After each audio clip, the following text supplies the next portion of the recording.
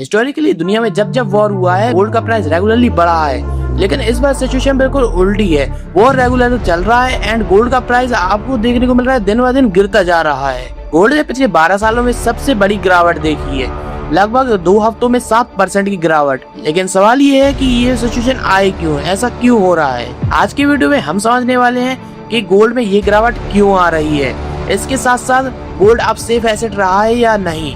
Gold regularly stock market की तरह behave कर रहा है। जिस तरह से स्टॉक मार्केट बढ़ता और घटता है, गोल्ड एक सेफ एसेट होने की जगह उसी तरीके से बढ़ा और घट रहा है। आने वाले समय में गोल्ड ऊपर जाएगा या नीचे, और क्या भविष्य में भी ऐसे ही रिटर्न्स मिलेंगे। So guys, welcome back to our YouTube channel. आज की वीडियो में हम इन्हीं सब टॉपिक्स के बारे में बात करने वाले हैं। सबसे पहले बेसिक सवाल है कि गोल्ड का प्राइस तय कहाँ से होता है। काफी लोगों को लगता है कि जो ज्वेलर्स के दुकानों में प्राइस ऊपर नीचे होता रहता है, उसी वजह से गोल्ड का प्राइस भी तय होता है, लेकिन ऐसा बिल्कुल भी नहीं है। गोल्ड की कीमत मुख्य 2 जगह से तय होती है। पहला है कॉमेक्स, न्यूयॉर्क कमोडिटी एक्सचेंज, और दूसरा है LMBA, London Boolean market association. ये दोनों तय करते हैं गोल्ड का प्राइस ऊपर जाएगा या नीचे, या अभी इस टाइम पे क्या प्राइस चल रहा है। यहाँ दिन में 2 बार बड़े ऑक्शन होते हैं और उसी आधार पे ग्लोबल प्राइस को डिटरमाइन किया जाता है कि गोल्ड का प्राइस इस टाइम पे क्या चल रहा है।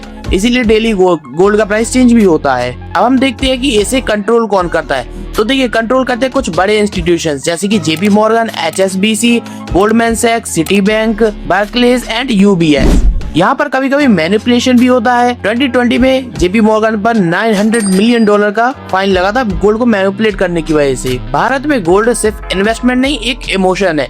इसे ज्वेलरी की तरह भी यूज किया जाता है एंड इन्वेस्टमेंट की तरह भी। गोल्ड स्लो ग्रो करता है, स्टेडी रिटर्न्स देता है एंड लॉन्ग टर्म से देता आ रहा है, जिस वजह से हमारे बड़े बुजुर्ग हमेशा यही कहते हैं कि हमें गोल्ड पर इन्वेस्ट जरूर करना चाहिए। कुछ ना कुछ धीरे धीरे रिटर्न्स बनता रहेगा।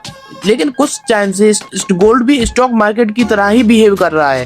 3 साल से तो रेगुलर अच्छे खासे रिटर्न दे रहा है और कभी कभी अच्छा खासा डाउन भी चला जाता है, जबकि गोल्ड इस तरह से काम नहीं करता था। गोल्ड आगे बढ़ेगा या नहीं, इसे समझने से पहले हमें ये जानना होगा कि पिछले टाइम 2022 पे गोल्ड ने इतनी अच्छी रैली क्यों दिखाई। फरवरी 2022 Russia and Ukraine war start हुआ। इस वॉर की वजह से US एंड उसके अलाइज G7 कंट्रीज ने कई सारे रशियन एसेट्स को सीज कर दिया। लगभग $300 बिलियन जो रशिया के रखे हुए थे वो इन लोगों ने सीज कर लिए, जिस वजह से बाकी कंट्रीज को ये मैसेज किया कि अगर हम US से अच्छा रिलेशन बना के नहीं रखते तो हमारे जो डॉलर्स है वो सेफ नहीं है, क्योंकि US का डॉलर है एंड जब तक आप US से अच्छे रिलेशन पर रहते हैं डॉलर सेफ है, वरना सीज कर दिया जाएगा। तो इस वजह से बैंक्स ने गोल्ड को एज एन अल्टरनेट की जगह एज एन एसेट खरीदना स्टार्ट किया, जो कि बिल्कुल जरूरी हो गया उनके लिए। सेंट्रल बैंक्स का कुछ इस तरह से गेम चला कि कंट्रीज ने सोचा कि एसेट्स कौन सा है। देखिए, पहले डॉलर को रखा जाता था एज अ एक्सचेंज करेंसी की, किसी भी करेंसी में सेफ इन्वेस्टमेंट के लिए डॉलर रखा जाता था। अब गोल्ड को एज अ सेफ करेंसी देखा जा रहा है, क्योंकि गोल्ड फ्रीज भी नहीं किया जा सकता एंड उस पर सैंक्शंस भी नहीं लग सकते एंड उसे वर्ल्ड वाइड ट्रेड किया जा सकता था। इसी वजह से हमें बहुत मैसिव बाइंग डेटा देखने को मिले। 2022 में 1136 टन गोल्ड को खरीदा गया, 2023 में 1037 टन गोल्ड को खरीदा गया एंड 2024 में 1045 टन गोल्ड खरीदा गया। ये 3 सालों में 1000 टन प्लस लगातार बाइंग चली है। और अगर हम हिस्टोरिकली एवरेज से मैच करते तो 473 टन हिस्टोरिकली एवरेज है कि इतना बाइंग होती थी गोल्ड की, मतलब डिमांड डबल से भी ज्यादा हुई है। अब हम समझते हैं गोल्ड रैली कैसे आई। देखिए, सेंट्रल बैंक्स ने क्वार्टरली बाइंग करते रहे। Central banks directly exchange market से ये बाइंग नहीं करते हैं, वो ओवर द काउंटर ट्रांजैक्शंस करते हैं। ना मीडिया रहता है ना हाईलाइट्स आती हैं, जिस वजह से अगर आपको पता भी चलता है कि सेंट्रल बैंक गोल्ड को बाय कर रहा है तो भी आप इसे इंस्टेंटली चार्ट्स पे नहीं देख सकते कि कोई अंतर आ रहा है। ये अंतर आता है 2-3 महीने के बाद, मतलब सेंट्रल बैंक ने आज बाइंग चालू की, 3 महीने बाद आपको रिफ्लेक्ट होगी, क्योंकि ये ओवर द काउंटर ट्रांजैक्शन होते हैं। और इसी वजह से 2025 में आपको डिमांड देखने को मिली 5000 टन प्लस गोल्ड का सेलिंग होने के बाद, और लोगों ने ETF होल्डिंग भी बढ़ाना शुरू कर दी। लोगों ने मार्केट से भी गोल्ड बाय करना शुरू कर दिया। वैसे ये इतना ज्यादा मायने नहीं रखता है, मेन मायने रखता है सेंट्रल बैंक की बाइंग, क्योंकि रिटेलर्स इतना बाय नहीं कर सकते। फिर भी जो बाइंग हुई है उस वजह से एक बड़ा बुल रन स्टार्ट हुआ। देखिए, अब हमने तेजी को तो समझ लिया, तेजी आई क्यों थी। अब आता है सबसे इम्पोर्टेंट पार्ट, गोल्ड गिर क्यों रहा है। 28 फरवरी को US ने ईरान पर स्ट्राइक की है, जिस वजह से क्रूड ऑयल प्राइसेस बढ़ गए हैं। अब क्रूड ऑयल प्राइसेस बढ़ने से क्या अंतर आता है। देखिए, क्रूड ऑयल को मोस्टली कंट्रीज डॉलर पर खरीदती हैं। अब डॉलर को पर खरीदने के लिए लोगों को डॉलर खरीदना पड़ेगा, डॉलर मजबूत होगा। जैसे जैसे डॉलर मजबूत होता है गोल्ड प्राइस ऑटोमेटिकली उसके अपोजिट ही चलता है, क्योंकि डॉलर और गोल्ड दोनों ही सेफ एसेट्स है। अगर एक बढ़ेगा तो दूसरा घट जाता है। एंड सेकंड रीजन है इंस्टीट्यूशन सेलिंग।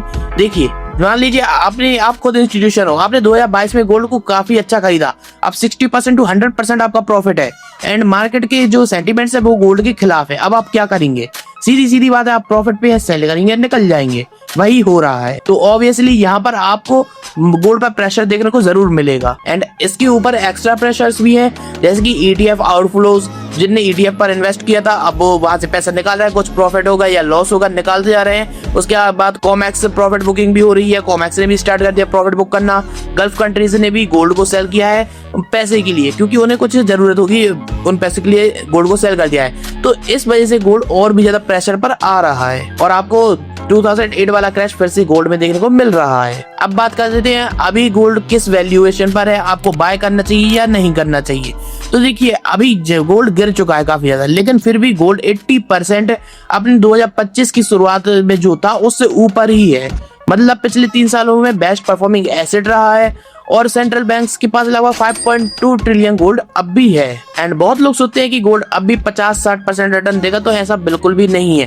गोल्ड ने एक टाइम पे कुछ सिचुएशंस बनने की वजह से 50-60% रिटर्न दे भी दिया है, लेकिन गोल्ड कभी भी ऐसा रिटर्न नहीं देता था। 10 से 12% अगर आप रिटर्न के साथ खुश हैं, आपको सेफ रिटर्न चाहिए, तो आप गोल्ड पर इन्वेस्ट कर सकते हैं। लॉन्ग टाइम हॉरिजॉन रखिए, क्योंकि इस टाइम पे प्रेशर ज्यादा है गोल्ड पर, और अगर आप लॉन्ग टाइम हॉरिजॉन रखते हैं तो आपको ये रिटर्न इजीली मिल जाएगा, जो कि FD से बेहतर है। तो कंक्लूजन यही है, अगर आप रियलिस्टिक एक्सपेक्टेशन के साथ इन्वेस्ट करते हैं तो आपको यहाँ पर अच्छे रिटर्न मिलने का चांस रहेगा। लेकिन अगर आपका अनरियलिस्टिक एक्सपेक्टेशन है कि पहले जो हुआ वही होना चाहिए, तो आपको गोल्ड से दूर रहना चाहिए। आप किसी और चीज पर इन्वेस्ट कर सकते हैं। अगर आपको वीडियो पसंद है तो लाइक कीजिए, ऐसे ढेर सारे वीडियोस की नोटिफिकेशन तुरंत पाने के लिए हमारे यूट्यूब चैनल को सब्सक्राइब करने के साथ साथ दिए गए बेल आइकन में क्लिक करके ऑल में टर्न कर दीजिएगा। सो गाइस, मिलते हैं नेक्स्ट वीडियो में। Good bye.